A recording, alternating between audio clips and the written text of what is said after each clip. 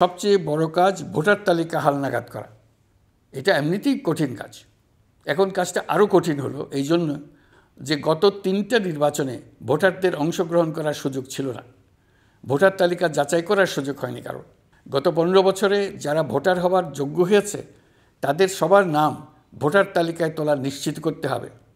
এটা একটা বড় কাজ। ছাত্র জনতার অভ্যুত্থানের পর এখানে গলদ রাখার কোনো সুযোগ নেই। দীর্ঘদিন পর এবার বহু তরুণ তরুণী জীবনে প্রথমবারের মতো ভোট দেবে। অতীতে তাদেরকে সে অধিকার এবং আনন্দ থেকে বঞ্চিত করা হয়েছে। তাই এবারের নির্বাচনে তাদের ভোটদান একটি স্মরণীয় ঘটনা হয়ে থাকবে। এই অভিজ্ঞতাকে মসৃণ করার সমস্ত আয়োজন করতে হবে। আমার একান্ত ইচ্ছা এবারের নির্বাচনে প্রথমবারের তরুণ তরুণী ভোটাররা শতকরা 100 ভাগের কাছাকাছি সংখ্যায় ভোট দিয়ে একটি ঐতিহ্য সৃষ্টি করুক। নির্বাচন কমিশন এবং সকল সামাজিক প্রতিষ্ঠান ও রাজনৈতিক দলের প্রতি আমার আহ্বান, সবাই মিলে আমরা যেন ওই লক্ষ্য অর্জনে নানা প্রকার সৃজনশীল কর্মসূচি গ্রহণ করি।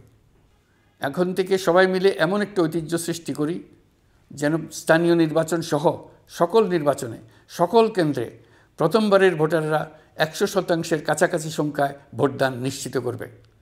এটা নিশ্চিত করতে পারলে ভবিষ্যতে কোনো সরকার মানুষের ভোটাধিকার কেড়ে নেবার সাহস করতে পারবে না। নতুন ভোটার ছাড়াও যাদের আগে থেকে ভোটার তালিকায় নাম থাকার কথা ছিল তারা ভোটার তালিকায় আছে কিনা তা নিশ্চিত করতে হবে। বিশেষ মনোযোগ দিয়ে ভুয়া ভোটারদেরকে তালিকা থেকে বের করে দিতে হবে।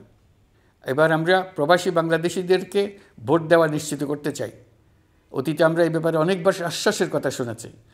এই সরকারের আমলে এটা যেন প্রথমবারের মতো বাস্তবায়িত হয়, এটা আমরা নিশ্চিত করতে চাই। এর জন্য একটা নির্ভরযোগ্য ব্যবস্থা করতে হবে। সব কিছুই সমসাপেক্ষ ব্যাপার। এর সঙ্গে যদি আমরা নির্বাচন প্রক্রিয়া আরও উন্নত করতে চাই, নির্বাচন সংস্কার কমিশনের সুপারিশমালা বাস্তবায়ন করতে চাই, তাহলে প্রয়োজনীয় সংস্কারের বিস্তৃতি ও গভীরতা অনুসারে নির্বাচন কমিশনকে সময় দিতে হবে। আমি সকল প্রধান সংস্কারগুলো সম্পন্ন করে নির্বাচন আয়োজন করার ব্যাপারে বরাবর আপনাদের কাছে আবেদন জানিয়ে এসেছি। তবে রাজনৈতিক ঐকমত্যের কারণে আমাদেরকে যদি অল্প কিছু সংস্কার করে ভোটার তালিকা নির্ভুলভাবে তৈরি করার ভিত্তিতে নির্বাচন সম্পন্ন করতে হয়, তাহলে 2025 সালের শেষের দিকে নির্বাচন অনুষ্ঠান হয়তো সম্ভব হবে। আর যদি এর সঙ্গে নির্বাচন প্রক্রিয়া এবং নির্বাচন সংস্কার কমিশনের সুপারিশের পরিপ্রেক্ষিতে এবং জাতীয় ঐকমত্যের ভিত্তিতে প্রত্যাশিত মাত্রার সংস্কার যোগ করি, তাহলে অন্তত আরও 6 মাস অতিরিক্ত সময় লাগতে পারে।